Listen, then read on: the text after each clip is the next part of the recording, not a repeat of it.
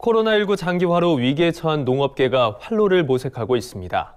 범농업계 전반에선 내년 설 명절이 되기 전 선제적으로 청탁금지법상의 농축산물 선물가액을 높여야 한다는 주장이 나오고 있습니다. 네, 지난 추석 선물가액 완화 조치 덕분에 농업계에 잠시나마 훈풍이 불었기 때문입니다. 김인경 기자가 보도합니다. 우리 농업계의 연말연시 특수는 딴 세상 얘기입니다. 예년 같았으면 각종 송년회와 모임으로 외식을 통한 축산물 소비가 대폭 증가하고 시모식과 신년회 등 다양한 행사로 화훼 소비가 껑충 뛰었어야 할 때지만 농축산물과 화훼류 소비는 잠잠하기만 합니다. 또 이어질 듯하다 다시 끊어지는 학교급식 중단 사태는 친환경 농가와 관행 농가 모두에 1년 내내 큰 생채기를 남겼습니다.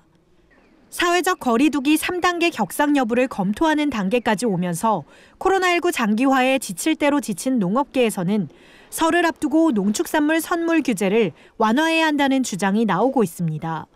현재 부정청탁 및 금품 등 수수의 금지에 관한 법률 청탁금지법상에 농축산 선물 상한액 10만 원을 20만 원으로 높이는 방향으로 청탁금지법 시행령 개정이 이뤄져야 한다는 겁니다. 이런 주장이 나오는 데는 그만한 이유가 있습니다.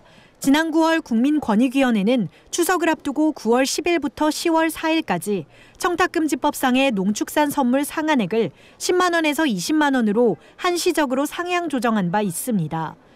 갑작스러운 결정이었음에도 이는 농축산물 소비 확대로 이어지면서 실제로 농가와 소상공인, 유통업계 모두에 큰 도움이 됐습니다. 청탁금지법은 직무 관련 공직자에 대한 금품 제공을 제한하는 법이지만 일반인끼리도 이를 준용하는 경우가 많아 일시적 규제 완화에도 파급 효과가 컸던 겁니다.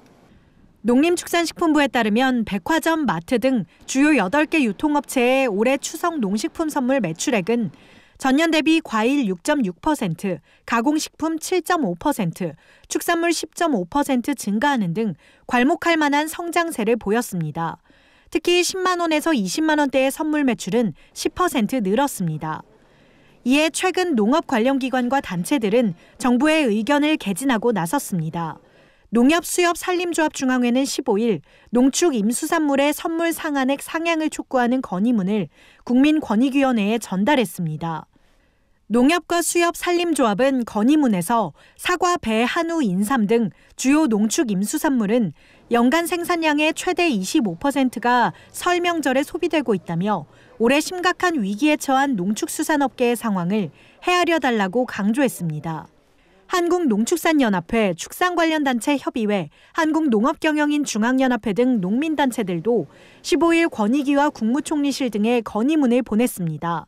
농산물 판매를 갖다가 집중적으로 할 수 있는 게 명절 때 많이 하게 되거든요. 그때 좀 아쉬운 거는 조금 일찍 그게 발표됐으면 좋겠다는 생각을 많이 했었거든요. 명시적으로 해서 명절 때만이라도 이 농산물 같은 경우에 가격을 10만 원으로 제한한 걸 갖다가 좀 풀어줬으면 좋겠다는 생각이 많이 듭니다. 선물을 가지고 직접 찾아갈 수가 없잖아요. 농수산인들이 다 어려움을 겪고 있는 이때 사기 진작 차원이나 좀 도움이 됐으면. 코로나19뿐만 아니라 역대급 장마와 태풍 등 이상기후, 알셉 등 시장 개방 가속화로 1년 내내 가히 재난 상황에 놓여 있었던 우리 농업계. 이들의 절절한 호소에 정부의 관심이 절실한 때입니다. NBS 뉴스 김인경입니다.